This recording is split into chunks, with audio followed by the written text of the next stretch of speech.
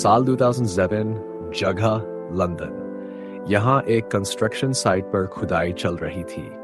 तभी मजदूरों को जमीन के नीचे से एक काफिन मिलती है, लेकिन ये कोई आम काफिन नहीं थी। ये सन 1-7 की थी और उसमें दफन था एक क्रूसेडर नाइट, जिसके साथ रखा था एक लाल चमकता रत्न। सीन कट होता है, एक शख्स एंट्री लेता है, नाम है हेनरी। उसे जैसे ही इस कब्र की खबर मिलती है वो तुरंत पहुंचता है, वर्कर्स को पैसे देता है और वहां से चलता कर देता है। वो कहता है सच सच कभी छुपता नहीं, उसे एक ना एक दिन बाहर आना ही पड़ता है। और इसी के साथ शुरू होती है एक प्राचीन श्राप की कहानी। मंच बदलता है, अब हम पहुंचते हैं प्राचीन मिस्र, एंशिएंट इजिप्ट में। वहां की राजकुमारी प्रिंसेस एमनेट एक बहादुर योद्धा थी। वो मिस्र के राजा फिरौन की बेटी थी और राजगद्दी की इकलौती वारिस भी। लेकिन तभी फिरौन की दूसरी रानी से एक बेटा पैदा होता है। अब एमनेट की आंखों में जलन थी, क्रोध था और एक डरावना इरादा। वो सोचती है अब ये गद्दी मुझसे छिन जाएगी, कभी नहीं। इसी बदले की आग में वो करती है एक डरावना सौदा मौत के राक्षस सेट से। उसका वादा था वो सेट को इंसानी रूप में धरती पर लाएगी और फिर दोनों मिलकर दुनिया पर राज करेंगे। इसके लिए वो चुनती है एक इंसान, सेट का मेजबान। लेकिन इससे पहले कि वो ये बलिदान पूरा कर पाती, उसे पकड़ लिया जाता है और उसे जिंदा ही एक ममी बनाकर मिस्र से दूर रेगिस्तान में दफना दिया जाता है, ताकि वो दोबारा कभी न उठ सके। या क्या सच में ऐसा हो पाया? अब लौटते हैं वर्तमान में, साल 2007, जगह इराक, जहां दो अमेरिकी ऑफिसर निक और क्रिस आतंकवादियों से लड़ते हैं। गोलीबारी के बीच अचानक एक बम ब्लास्ट होता है और उसके बाद जमीन में एक छेद नजर आता है, नीचे कुछ है। जब वो नीचे उतरते हैं उन्हें दिखता है एक पुराना मकबरा, लेकिन वो मकबरा नहीं था। नीचे से उठता है एक लेक और उसमें डूबा हुआ था एक ताबूत। तभी वहां आती है एक आर्कियोलॉजिस्ट जेनी और निक को थप्पड़ मार देती है। तुम इतिहास के साथ खिलवाड़ क्यों कर रहे हो? तीनों अंदर जाते हैं, हर तरफ मरकरी पारा फैला है और जो गार्ड्स वहां थे, मिस्र के सैकड़ों साल पुराने ममी गार्ड्स, उन्हें लोहे की जंजीरों में बांधा गया था। निक जैसे ही गोली मारता है, जंजीरें टूटती हैं और लेक से ऊपर आता है एमनेट का ताबूत। जैसे ही निक उसे देखता है, उसे अजीब अजीब विजन आने लगते हैं। वो बार बार एमनेट की आंखों को देखता है, उसे आवाजें आती हैं और तभी बहुत सारी मकड़ियां आती हैं और एक मकड़ी क्रिस को काट लेती है। अब ताबूत को ले जाया जा रहा था एक प्लेन में, लेकिन प्लेन में अचानक क्रिस का व्यवहार बदलने लगता है। उसकी आंखें पलट जाती हैं और वो ताबूत खोलने की कोशिश करता है। वो सब पर हमला करता है, सीनियर ऑफिसर को मार डालता है। निक उसे गोली मारता है, लेकिन तभी हजारों काले कौवे प्लेन पर हमला कर देते हैं, कांच तोड़कर प्लेन के अंदर आ जाते हैं। निक जेनी को बचाने के लिए उसे पैराशूट से नीचे फेंक देता है और खुद प्लेन के साथ क्रैश हो जाता है। वहां प्लेन क्रैश हुआ था, सब मारे जा चुके थे, डेड बॉडीज को लाइन से रखा गया था। लेकिन तभी अचानक निक जिंदा होकर उठ जाता है। वो हांफता है, पसीने में भीगा हुआ, कुछ समझ ही नहीं पाता। जैसे ही वो अपने होश में आता है, उसके सामने उसका मरा हुआ दोस्त क्रिस खड़ा होता है। हाँ, वही क्रिस जो प्लेन में मरा था। वो बोलता है एमनेट तुम्हें यूज कर रही है निक, वो तुम्हारे जरिए उस शैतान को फिर से जिंदा करना चाहती है।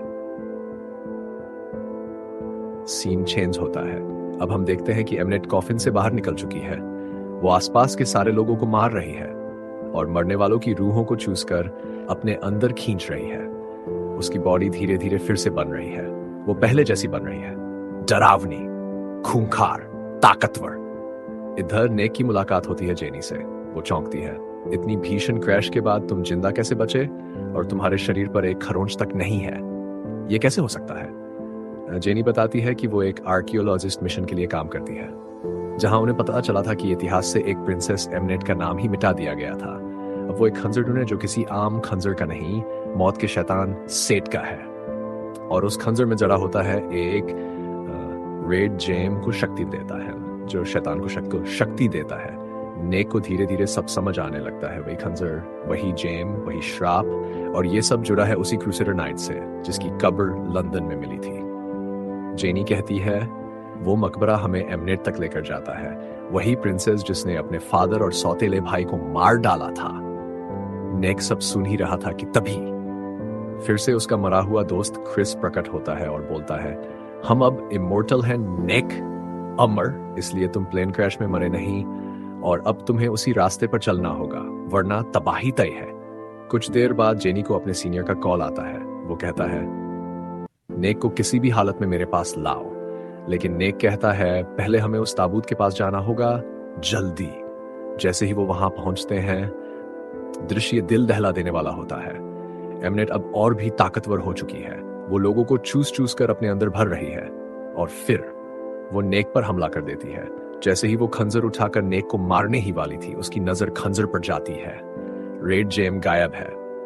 अब वो और भी ज्यादा गुस्से में आ जाती है। उसकी आंखें आग उगलने लगती है। वो सीधे जेनी की ओर बढ़ती है। नेक किसी तरह उसे बचाकर बाहर की ओर भागता है। दोनों एक ट्रक में सवार होकर वहां से निकलते हैं, लेकिन एमनेट पीछा नहीं छोड़ती। वो ट्रक के पीछे लग जाती है और तभी नेक पर उसका पोजीशन असर दिखाता है। ट्रक का कंट्रोल बिगड़ता है और ट्रक पलट जाता है। एमनेट अब जेनी को मारने ही वाली थी कि एक ग्रुप आ जाता है। वो एमनेट को पकड़ लेते हैं और सबको ले जाते हैं एक सीक्रेट हेडक्वार्टर।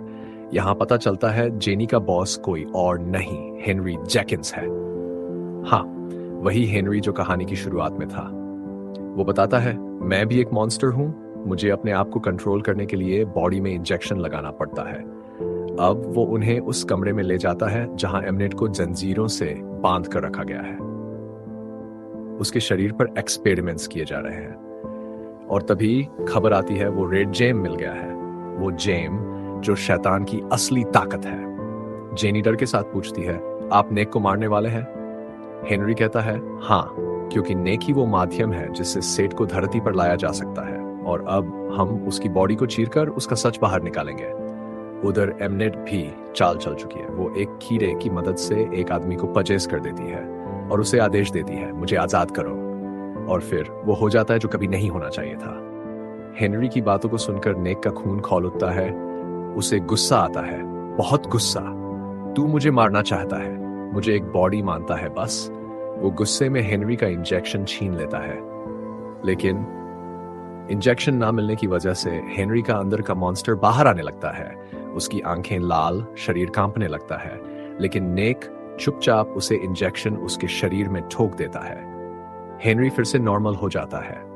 अब नेक और जेनी लेते हैं एक बड़ा फैसला, उस रेड जेम को डिस्ट्रॉय करना होगा।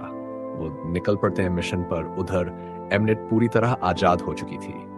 अब वो अपने शैतानी पावर से इजिप्ट के रेड अनडेड आर्मी को बुला लेती है और पूरे लंदन में तूफानों का शोर मचने लगता है।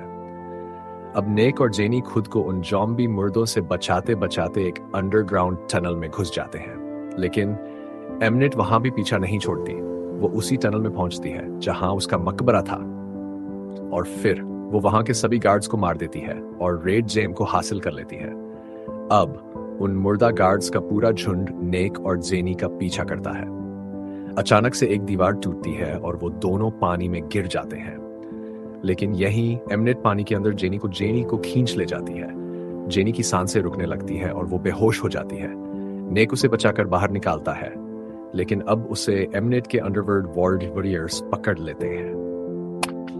अब फाइनल फाइट शुरू होती है। एमनेट रेड जेम के साथ वो खंजर लेकर आती है और नेक को मारना चाहती है। इन दोनों के बीच होती है एक जबरदस्त टक्कर। एमनेट नेक को हवा में उछालकर पटक देती है। नेक दूर जा गिरता है, लेकिन जैसे ही एमनेट खंजर उठाती है उसे दिखता है खंजर तो अब नेक के पहुंच चुका है। वो चिल्लाती है, रुको, ऐसा मत करो। अगर तुमने ये किया तो तुम गॉड बन जाओगे। तुम्हारे पास अमरता होगी, ताकत होगी, पूरी दुनिया तुम्हारी होगी। एमनेट रिक्वेस्ट करती है, गिड़गिड़ाती है, लेकिन नेक कुछ और सोच रहा है। वो एक झटके में वही खंजर लेकर खुद को ही स्टैब कर देता है। अगर यही रास्ता है तो मैं अपनी किस्मत खुद तय करूंगा। अब नेक के अंदर डेथ डीमन सेट की ताकत आ चुकी थी। उसकी आंखें बदल जाती हैं, शरीर में आग सी लहर दौड़ती है। नेक अब इंसान नहीं, कुछ और बन चुका था, लेकिन तभी उसकी नजर जेनी पर जाती है और उसे दिखते हैं वो सारे विजन्स, उसकी यादें, इंसानियत। और फिर नेक अपने आप को कंट्रोल कर लेता है। वो अंदर के शैतान से लड़ता है और एक झटके में एमनेट को मार डालता है, सब खत्म कर देता है। वो तुरंत जेनी के पास आता है, उसका चेहरा पकड़ता है। जेनी की सांसें फिर से लौट आती है। जिंदा हो जाती है। सीन चेंज होता है, हम देखते हैं नेक अब मिस्र चला गया है, उसने अपने मरे हुए दोस्त क्रिस को भी दोबारा जिंदा कर दिया है। अब वो खुद भी अमर है, लेकिन एक इंसान भी है। वो एक नई शुरुआत, एक नए मिशन पर है, शायद दुनिया को बचाने या खुद को तलाशने। और इसी रहस्य में डरावनी मगर भावनात्मक मोड पर द ममी की कहानी यहीं पर खत्म होती है। अगर आपको ये कहानी पसंद आई हो तो नीचे कमेंट करिए कौन सी अगली फिल्म का एक्सप्लेनेशन आप देखना चाहते हैं।